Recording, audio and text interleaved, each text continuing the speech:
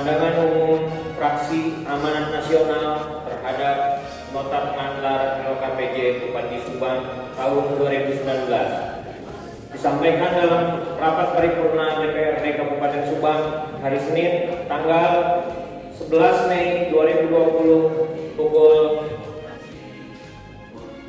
15.00 waktu Indonesia Barat.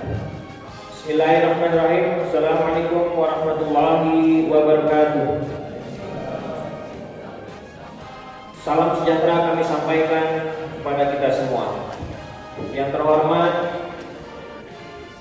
Bapak Bupati Subang yang saat ini diwakili oleh Bapak Sekda. Yang terhormat pimpinan DPRD Kabupaten Subang. Yang kami hormati para unsur pimpinan daerah Kabupaten Subang atau yang mewakili, para kepala dinas instansi atau yang mewakili, para ketua partai politik, insan pers, LSM, dan Ormas se-Kabupaten Subang. Yang tak lupa kami hormati para undangan dan hadirin yang tidak bisa kami sebutkan satu persatu yang kami muliakan. Marilah kita panjatkan puji syukur kehadirat Allah Subhanahu wa Ta'ala atas segala limpahan rahmat, hidayah, dan karunia-Nya, sehingga kita bisa hadir dalam rangka memberikan pandangan umum fraksi atas penyampaian nota pengantar Bupati tentang laporan keterangan pertanggungjawaban Bupati Subang tahun anggaran 2019. Selanjutnya, sholawat dan salam semoga tetap tercurahkan kepada Nabi besar Muhammad SAW yang telah memberikan suri tauladan kepada kita semua sebagai umatnya. Amin ya rabbal alamin. Kami atas nama fraksi Amanat Nasional juga mengucapkan bela sungkawa atas meninggalnya orang tua dari Ketua DPRD Kabupaten Subang. Mudah-mudahan almarhumah diterima di sisi Allah Subhanahu wa Ta'ala. Amin ya rabbal alamin. Saudara Bupati dan pimpinan Dewan serta para hadirin yang kami hormati, pada kesempatan yang berbahagia ini, kita umat Muslim sedang melaksanakan kewajiban yaitu menjalankan ibadah puasa dalam bulan Ramadan sesuai firman Allah dalam Quran surat Al-Baqarah ayat 187, yang artinya, hai orang-orang yang beriman, diwajibkan atas kamu berpuasa sebagaimana telah diwajibkan kepada orang-orang sebelum kamu agar kamu bertakwa. Bulan Ramadan tahun ini, tahun 1441 Hijriah, bertepatan dengan mewabahnya pandemi COVID-19 di dunia termasuk di Indonesia.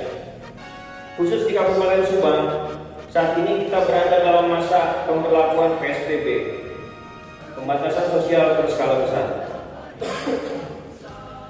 Bersama-sama dengan 26 kabupaten kota se-Jawa Barat yang dimulai pada hari Rabu tanggal 6 Mei 2020 sampai 14 hari ke depan, yaitu tanggal 19 Mei 2020. Oleh karena itu, Bupati Subang sebagai Ketua Gugus Tugas bersama dengan Forkopimda dan jajarannya harus lebih serius dan kompak dalam menjalankan protokol kesehatan penanganan COVID-19 di seluruh wilayah Kabupaten Subang dengan catatan sebagai berikut. Yang pertama, efektivitas dan efisiensi penggunaan anggaran COVID-19 harus cepat, tepat, transparan, dan akuntabel. Yang kedua, skala prioritas poin-poin pencegahan penyebaran COVID-19 harus ditangani sesuai dengan prosedur kesehatan, ditambah penanganan lebih ekstra hati-hati. Yang ketiga, harus dibangun sistem komunikasi dan koordinasi antar lini sektor di setiap dinas, baik internal OPD maupun lintas sektor dengan instansi vertikal lainnya seperti dengan TNI, Polri, Kemenag Subang, Kejaksaan Negeri Subang, dan Pengadilan Negeri Subang. Yang keempat, instruksi kepemerintahan desa sebagai gerbang utama pencegahan penularan COVID-19 harus jelas, terstruktur, dan terukur. Jangan sampai terjadi miskomunikasi antara pemerintahan desa dan pemerintahan daerah Kabupaten Subang. Yang kelima, segera fungsikan kantor kecamatan di semua wilayah sebagai pusat informasi COVID-19 yang dipimpin langsung oleh camat dan seluruh perangkatnya. Yang keenam, berikan insentif kepada pelaku yang real bekerja untuk pencegahan penularan COVID-19 sesuai dengan tupoksinya. Mulai dari tenaga medis yang ada di lingkungan Dinas Kesehatan dan RSUD Ciareng Subang, tenaga di OPD yang langsung menangani urusan COVID-19, serta tenaga relawan di lapangan yang membantu pencegahan penularan COVID-19 di setiap desa. Ketujuh, pemerintah daerah Kabupaten Subang harus membentuk data center tujuan mengkoordinasikannya perkembangan COVID-19 yang terkoneksi mulai dari tingkat desa sampai tingkat kabupaten. Pemerintah daerah Kabupaten Subang harus memastikan menerima jaring pengaman sosial bagi masyarakat yang terdampak COVID-19. Datanya harus akurat, cepat, dan lebih terkoordinir serta terkomunikasi dengan baik dengan pemerintah desa. Yang kesembilan, selanjutnya terkait program bantuan sosial yang 9 pintu, yaitu PKH, kartu sembako, bansos presiden, kartu prakerja, dana desa, bansos tunai, bansos provinsi, bansos kabupaten, dan bantuan makanan. Dihimbau kepada Pemda dan jajarannya agar konsisten mengikuti proses dan prosedur penyaluran, tidak tumpang tindih dan double data terhadap masyarakat penerima manfaat. Karena itu, disarankan kepada Dinsos dan desa agar berhati-hati dan lebih mengedepankan asas transparansi. Bila perlu, semua masyarakat penerima manfaat rumah harus diberi tanda bahwa mereka telah menerima manfaat bantuan sosial oleh Dinsos Kabupaten Subang. Bahkan daftar penerima manfaat itu sebaiknya dipampang di papan pengumuman kantor desa maupun RW. Saudara Bupati dan para hadirin yang kami hormati, Fraksi Amanat Nasional akan menyikapi dan menyampaikan beberapa hal yang berkaitan dengan LKPD Bupati Subang tahun 2019. 1. Pelaksanaan penyelenggaraan pemerintahan yang disemangati oleh pelaksanaan otonomi daerah, yaitu memberikan sebagian kewenangan pemerintah pusat kepada pemerintah daerah, dimaksudkan untuk mempercepat proses pembangunan secara nasional. Pelaksanaan pemerintah tersebut tentu akan berhasil manakala didukung dengan program dan kegiatan yang dapat diimplementasikan secara tepat, mendapatkan partisipasi dari masyarakat serta didukung dengan anggaran yang memadai dan dilaksanakan secara baik, transparan, akuntabel, dan berkualitas. Dari sederet rancangan pelaksanaan pembangunan daerah tentunya diikuti oleh komitmen bersama antara pelaksana pemerintah daerah, yaitu eksekutif dan legislatif, guna mewujudkan seluruh keinginan bersama serta untuk melaksanakan program dan kegiatan tersebut. Tentunya DPRD menjalankan fungsi legislasi, budgeting, dan pengawasan menjadi hubungan yang tidak terpisahkan dalam mewujudkan cita-cita bersama, sehingga DPRD sebagai mitra pemerintah daerah dapat berjalan seirama, secara wajar dan proporsional, tidak ewang-ewangan. Hadirin sidang paripurna yang terhormat, terhadap laporan keterangan pertanggungjawaban saudara Bupati yang telah disampaikan dalam sidang paripurna DPRD Kabupaten Subang, telah banyak capaian yang dihasilkan sehingga mendapat pengakuan dari pemerintah pusat. Tentunya atas dasar laporan tersebut, maka kami Fraksi Amanat Nasional memberikan apresiasi dan mengucapkan selamat atas keberhasilan seluruh OPD, baik secara individu maupun yang dicapai secara kelembagaan. Dengan harapan semoga di tahun-tahun berikutnya Kabupaten Subang lebih maju dan sejahtera sebagai bentuk harapan hidup bagi masyarakat Subang. Para hadirin yang berbahagia, baiklah, kali ini Fraksi Amanat Nasional mengkritisi beberapa hal terkait dengan LKPD Bupati tahun 2019 sebagai berikut. Yang pertama, sisi pendapatan. Dari aspek pendapatan berdasarkan Perda Nomor 7 Tahun 2019, tentang perubahan anggaran pendapatan dan belanja daerah, Kabupaten Subang tahun anggaran 2019 telah ditetapkan target pendapatan sebesar 3.284.359.981 rupiah. Adapun realisasi pencapaian 3.045.428.680.467 rupiah. Yang kedua, sisi belanja. Setelah APBD perubahan tahun 2019, belanja daerah ditargetkan sebesar 3.246.212.654 rupiah. Terrealisasi sebesar 3.053.856.712 rupiah, mengalami penurunan sebesar 192.155.355.942 rupiah, sehingga mengalami defisit dari 3,04 miliar dikurangi 3,053 miliar. Mohon maaf, 3,04 triliun dikurangi 3,05 triliun sama dengan 8.492.248.245 rupiah. Mohon penjelasan Saudara Bupati berkaitan dengan laporan keuangan yang mengalami defisit tersebut. Kemudian poin ketiga, sisi PAD. Pendapatan asli daerah mengalami penurunan dari target 487.484.384.536 rupiah, hanya terrealisasi 463.325.633.888 rupiah, atau mengalami penurunan sebesar 23.757.751.448 rupiah. Mohon penjelasan Saudara Bupati.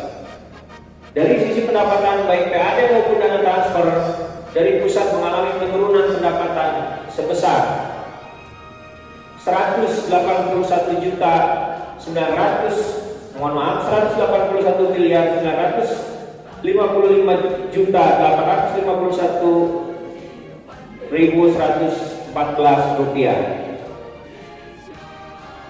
Mohon penjelasan Saudara Bupati terkait target pendapatan daerah tersebut.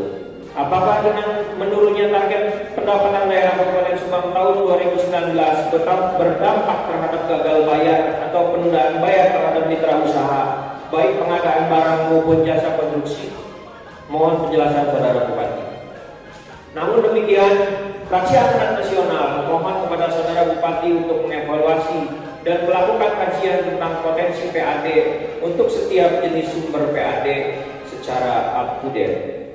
Pihak eksekutif perlu melakukan studi potensi dengan melibatkan lembaga independen yang kredibel agar target PAD bisa terrealisasi dengan baik, apakah itu dari IMB, pajak restoran, pajak hotel, PPP, reklame, PJU, dan BPHTB. Poin 4. PAD itu adalah derajat kemandirian suatu daerah. Bila PAD meningkat, maka ketergantungan terhadap pendapatan pusat semakin berkurang. Sebaliknya, jika PAD kita turun, maka ketergantungan pendapatan kepada pemerintah pusat akan sangat tinggi. Untuk meningkatkan penerimaan pajak daerah, Pemda sesegera mungkin menerapkan teknologi informasi, misalnya pajak hotel, pajak restoran, hiburan, sebaiknya sudah menerapkan pajak online dengan cara memasang software di komputer wajib pajak. Yang kelima, urusan pendidikan. Secara umum, program yang sudah disusun tahun 2019 bisa terrealisasi dengan capaian cukup bagus. Tetapi indikator kinerja masih terlalu sedikit dan sangat sederhana. Kenapa? Karena target kinerja terlalu rendah sehingga sangat mudah untuk dicapai. Seharusnya dengan potensi pendidikan di Subang yang cukup besar, maka pengelolaannya pun harus berbeda dengan standar daerah lain. Oleh karena itu, target harus dinaikkan atau lebih tinggi sehingga hasil yang diharapkan bisa maksimal di atas rata-rata daerah lain di Provinsi Jawa Barat. Namun yang terjadi di tahun 2019, pengelolaan pendidikan biasa-biasa saja, terkesan nyaman berada di zona aman dan nyaman tidak berupaya keluar ke zona yang lebih tinggi dan menantang. Seringnya kita menerima informasi terkait problem di lapangan, misalnya kekurangan guru, kekurangan pengawas sekolah, masih adanya kepala sekolah yang tidak hadir dengan berbagai macam alasan. Karena itu terjadinya kekurangan tenaga pendidik. Seharusnya menjadi catatan dalam menyusun strategi meningkatkan kapasitas tenaga pendidik. Yang keenam, urusan kesehatan. Diperlukan penanganan khusus terkait dengan masih adanya gizi buruk di masyarakat. Strategi dan program harus difokuskan di daerah yang indikator gizi buruknya tinggi dan harus dikorelasikan dengan daerah yang persentase penduduk miskinnya tinggi pula. Dengan catatan, fraksi kami telah melakukan mapping program pengentasan gizi buruk terhadap tidak tepat sasaran, dalam arti kegiatan lebih kepada aspek kuratif bukan preventif, sehingga tidak efektif dan efisien. Misalnya di Desa Wanajaya, Kecamatan Tambak Dahan, penderita gizi buruk yang belum tertangani. Demikian juga halnya dengan Kecamatan Pagaden Barat. Ada 18 kasus penderita gizi buruk di 9 desa juga belum tertangani. Mohon penjelasan Saudara Bupati. Saudara Bupati dan para hadirin yang kami hormati. Poin 7. Terkait penanganan wabah COVID-19, fraksi kami sepakat yang telah dilakukan Pemda Kabupaten Subang dan setuju atas realokasi anggaran APBD 2020 untuk menanggulangi pandemi COVID-19 secara cepat, tepat, efektif, dan efisien terhadap masyarakat yang terdampak, sehingga kehidupan masyarakat bisa segera pulih dan normal kembali. Namun fraksi kami mengingatkan agar penggunaan anggaran sesuai dengan pedoman yang jelas dan sesuai aturan agar nantinya tidak bermasalah.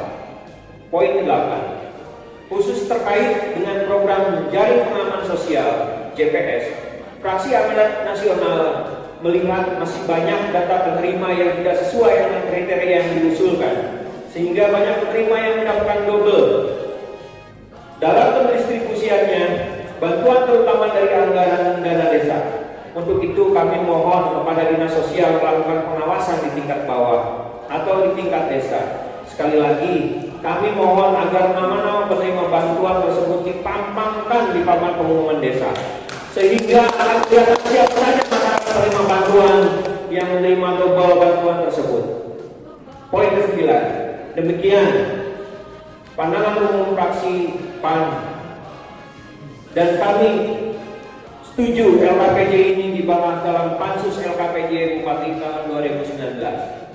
Fraksi Amanat Nasional Dewan Perwakilan Rakyat Daerah Kabupaten Subang, Ketua ditandatangani Dr. Andes Haji Lutfi Isrol Al-Parodi, Sekretaris ditandatangani Ahmad Buhori SPD MSI.